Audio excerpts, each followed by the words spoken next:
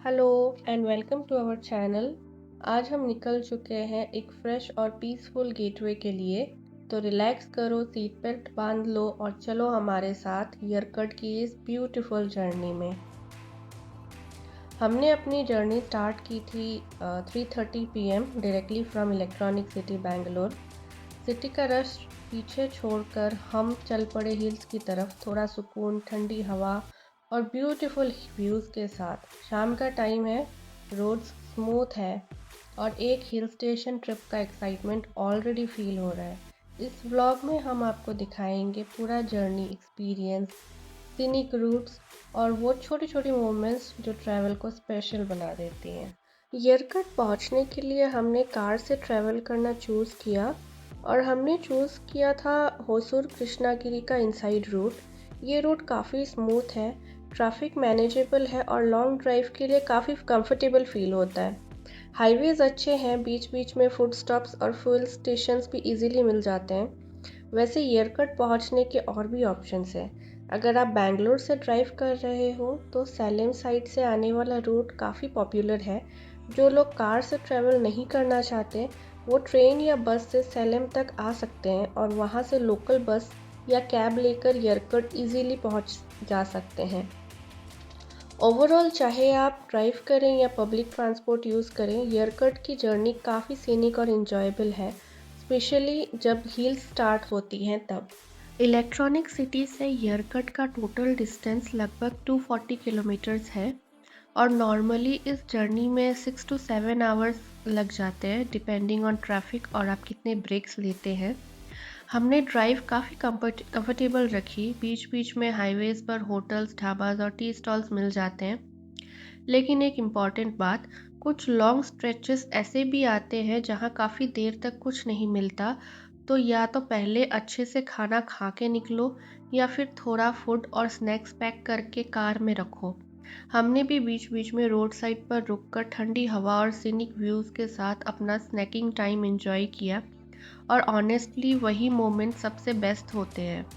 हम जब सैलेम पहुँचे तब तक ऑलरेडी डार्क हो चुका था।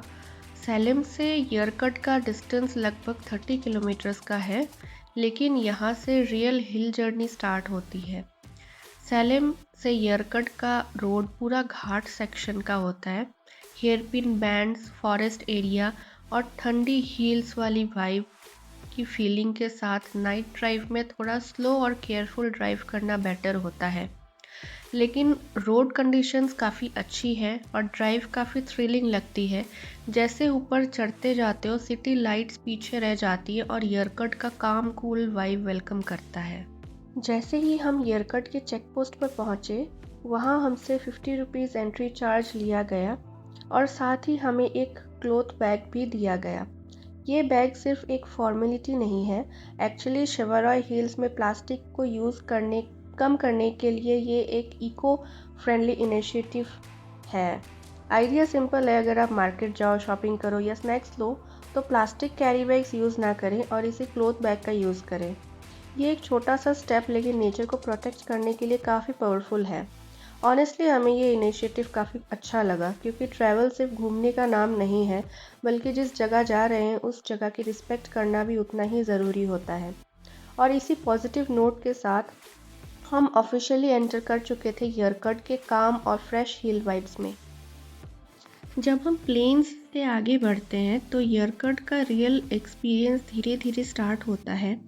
इनिशियली रोड्स बिल्कुल प्लेन और स्मूथ रहते हैं, लेकिन सैलेम के बाद जैसे ही घाट सेक्शन शुरू होता है, ड्राइव का पूरा मूड चेंज हो जाता है। यरकट ऑलमोस्ट 4970 फीट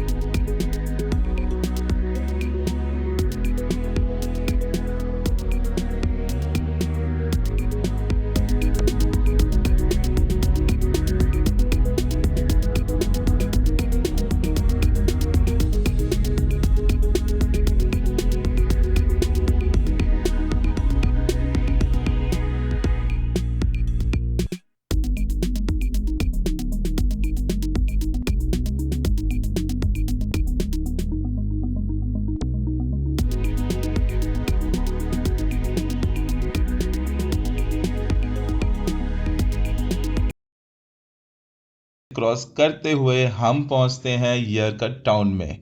आप जैसे कि देख रहे हैं शॉप्स लगभग क्लोज हो रही है क्योंकि हमें पहुंचते पहुंचते काफ़ी देर हो गई थी। Will explore the town tomorrow morning, but अभी के लिए our stay has very chilling vibes and a peaceful stay, so which is very close to Pagoda viewpoint. तो जैसे कि आपको पता है this is one of the finest hill station in Tamil Nadu, and honestly this is the moment which is very relaxing away from the city chores and all the traffic and everything.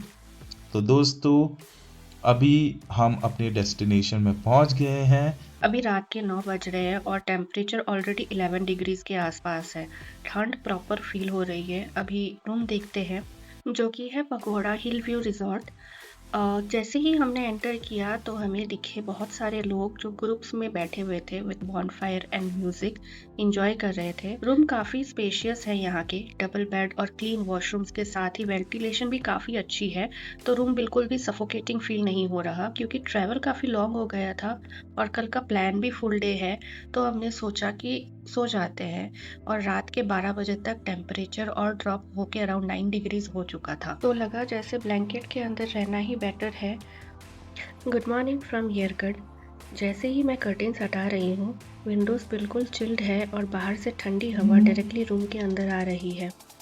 ठंड काफ़ी fresh लग रही है। Room के बाहर का view भी काफ़ी ग्रीन है, बहुत सारे ट्रीज़ है, हल्की हवा चल रही है और बर्ड्स की आवाज़ कंटिन्यूअसली सुनाई दे रही है। ऑनेस्टली ऐसा लग रहा है जैसे परफेक्ट हिल स्टेशन मॉर्निंग हो। हम लोग अभी रेडी हो रहे हैं और थोड़ी देर में रिजॉर्ट से चेकआउट करेंगे।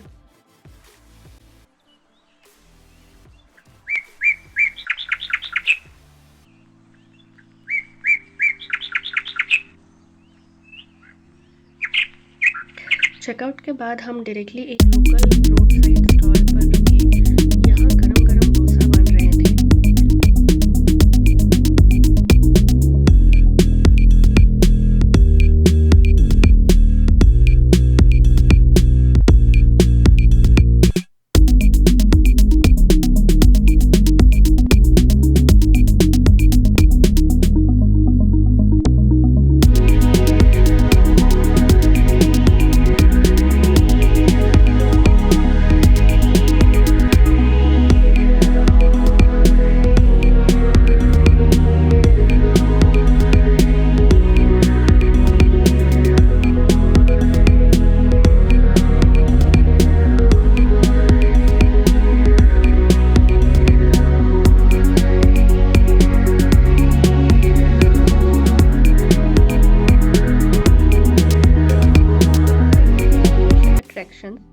सो check at the counter. Park का नॉर्मल डे टाइम स्केड्यूल होता है अराउंड 9:30 AM से 5:30 PM तक, लेकिन यहाँ इवनिंग और नाइट एक्सपीरियंस भी चल रहे होते हैं, यूजुअली अराउंड 6:30 PM से 9:30 PM तक, जब लाइट्स और नाइट अट्रैक्शंस ओपन होते हैं।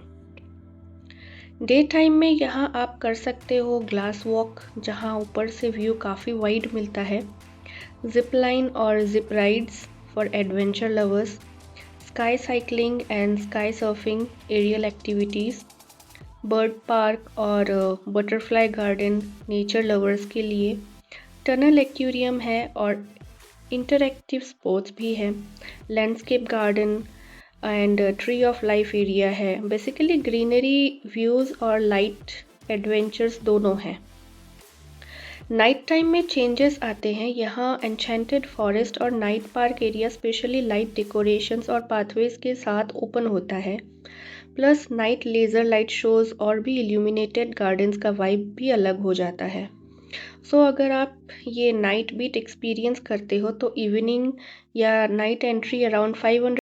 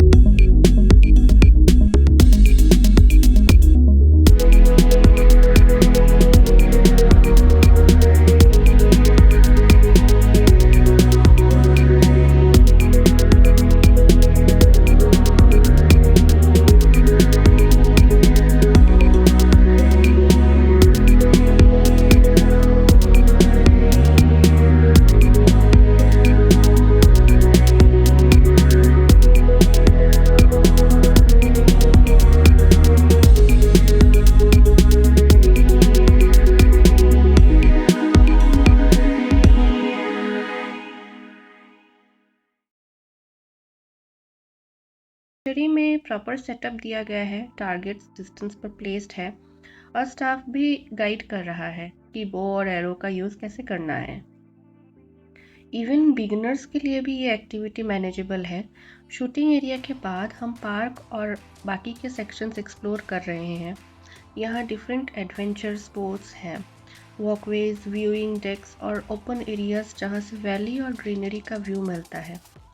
पार्क का लेआउट काफ़ी स्पेशियस है, इसीलिए रश फील ही नहीं हो रहा है। आराम से वॉक कर सकते हैं, हर एक्टिविटी के बीच थोड़ा ब्रेक ले सकते हैं। अब तक का एक्सपीरियंस काफ़ी बैलेंस्ड लग रहा है, थोड़ा एडवेंचर, थोड़ा नेचर और थोड़ा रिलैक्सिंग वॉक। अब हम आ गए हैं स्काई पार्क का सबसे ब्यूटीफुल और अमेजिंग सेक्शन में, जो कि है बर्ड्स का एरिया। ऑनेस्टली जैसे ही अंदर एंटर करते हैं एनवायरनमेंट काफ़ी काम और पीसफुल लग रहा है। यहाँ बर्ड्स को काफ़ी ओपन और नेचुरल स्पेस दिया गया है, जो अच्छी बात लगती है। अगर यहाँ आपको डिफरेंट टाइप्स की बर्ड्स देखने को मिलती हैं, जैसे colourful parrots, macaws and bright red और ब्लू आइज, येलो फेदर्स और काफ़ी एग्जॉटिक स्पीसीज जो नॉर्मली रोज़ दिखने को नहीं मिलती। कुछ बर्ड्स क्वाइटली ब्रांचेस पर बैठी हुई हैं, कुछ इधर उधर फ्लाई कर रही हैं। हमें कुछ सीड्स दिए गए थे जो बर्ड्स को बहुत पसंद है, तो हमने उनको जैसे ही दिया, एक बर्ड तो हमारे हाथ में ही बैठ गई and she was enjoying her food so properly, और हमें भी मज़ा आ रहा था। और कुछ बिल्कुल आसपास बैठ जाती हैं, विच मेक्स द एक्सपीरियंस और भी स्पेशल। यहाँ पे बर्ड्स को ऑब्जर्व करते वक्त नॉइज़ बिल्कुल कम रखा जाता है ताकि बर्ड्स कंफर्टेबल फील करे। इसी वजह से एरिया काफ़ी सूथिंग लग रहा था। बर्ड्स की नेचुरल साउंड्स, ट्री कवर और ओपन एयर सेटअप, ये सब मिलकर एक प्रॉपर नेचर कनेक्टिंग फील दे रहा था। किड्स के लिए ये एरिया काफ़ी एक्साइटिंग होता है और एडल्ट्स के लिए भी। हमने तो बहुत एंजॉय किया। ऑनेस्टली अगर आप स्काई पार्क आ रहे हो तो बर्ड्स एरिया बिल्कुल मिस ना करना। ये प्लेस पार्क का हाईलाइट लगता है। अब तो देखिए, जैसे पैरट्स ने तो मेरी पूरी कैप के ऊपर ही कब्जा कर लिया था।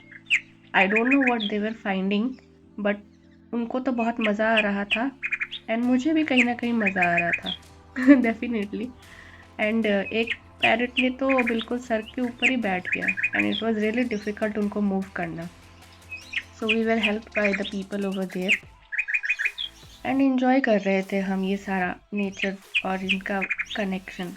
बहुत मज़ा आ रहा था ऑनेस्टली। बर्ड सेक्शन के बाद अब हम आ गए हैं एक्वेरियम एरिया में। लाइट थोड़ी डीम है और चारों तरफ वाटर टैंक्स है। यहाँ स्मॉल साइज से लेकर बिग साइज तक बहुत सारी टाइप्स की फिशेस रखी हुई है। कुछ फिशेस बिल्कुल टाइनी है जो ग्रुप्स में स्विम कर रही हैं, और कुछ काफ़ी बिग साइज की है जो स्लोली टैंक के अंदर मूव कर रही हैं। नेक्स्ट हम गए हॉरर टनल रीडिंग ट्री देखने, और रीडिंग ट्री से आगे बढ़ने से पहले हमें लगा कि हमें एक छोटा सा ड्रिंक्स ब्रेक लेना चाहिए, क्योंकि सामने काफ़ी सारे काउंटर्स दिख रहे थे। तो हमने सोचा कि कुछ खा लेते हैं, और वैसे भी बहुत गर्मी लग रही थी तो सोचा कि कुछ ठंडा भी पी लेते हैं। अभी हम आ गए हैं हैंगिंग ब्रिज के पास, और पहले ग्लैंस में ही ये काफ़ी इंटरेस्टिंग लग रहा है। ब्रिज पूरा स्मॉल वुडन फ्रेम से बना हुआ है, हर प्लैंक प्रॉपरली फिटेड है और नीचे से काफ़ी सॉलिड फील देता है। जैसे ही ब्रिज पर चलना स्टार्ट करते हो थोड़ा सा मूवमेंट फील होता है, जो कि इस एक्सपीरियंस का फन पार्ट है। ज़्यादा स्कैरी नहीं है, लेकिन थोड़ा बैलेंस मेंटेन करना पड़ता है। एंड देन हम एंटर कर रहे हैं मिस्ट्री टनल में। टनल के अंदर काफ़ी डार्कनेस है और एकदम से क्यूरियोसिटी फील होने लगती है, क्योंकि क्लियरली कुछ दिख ही नहीं रहा होता है। आगे क्या आने वाला है, नेक्स्ट टर्न के बाद क्या हुआ, ये सब पता ही नहीं होता है। और वही इस टनल का मेन फन पार्ट है। जैसे जैसे हम आगे मूव कर रहे हैं सेंसेस ऑटोमेटिकली अलर्ट हो जाती है। छोटी छोटी साउंड्स, लो